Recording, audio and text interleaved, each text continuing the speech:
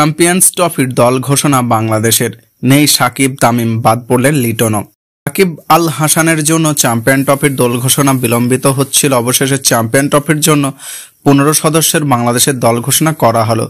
দলে নেই সাকিব আল হাসান, তামিম ইকবাল, বাদ পড়ছেন লিটন দাস। সম্প্রতি রানের মধ্যে নেই লিটন দাস। 2023 বিশ্বকাপে ভারতের বিরুদ্ধে শেষ 50 তার ব্যাটে রান নেই তার চ্যাম্পিয়ন ট্রফির দলে জায়গা হয়নি লিটনের। তামিম ইকবালকেও দলে নিতে চেয়েছিলেন নির্বাচকরা, তিনি দিন দুয়েক আগে অবসর ঘোষণা করেন। সাকিবকে নিলেও শুধু ব্যাটসম্যান হিসেবেই নিতে হতো, কারণ যতক্ষণ তিনি নিজের বোলিং অ্যাকশন বৈধ বলে প্রমাণ করতে পারছেন ততক্ষণ তিনি বল করতে পারবেন না। সেই কারণে সাকিবকেও রাখা হয়নি দলে। চ্যাম্পিয়ন্স ট্রফির বল গড়াবে 19 ফেব্রুয়ারি। হাইব্রিড মডেল অনুষ্ঠিত হবে এই টুর্নামেন্টে। পাকিস্তান ও দুবাইয়ে খেলা হবে। বাংলাদেশের প্রথম ম্যাচ 20 ফেব্রুয়ারি টাইগারদের প্রতিপক্ষ ভারত, খেলা হবে দুবাইয়ে। বাংলাদেশের পরবর্তী 2 ম্যাচ রাও পান্ডুলিপিতে। 24 ফেব্রুয়ারি বাংলাদেশের প্রতিপক্ষ নিউজিল্যান্ড, 27 ফেব্রুয়ারি বাংলাদেশের সামনে পাকিস্তান।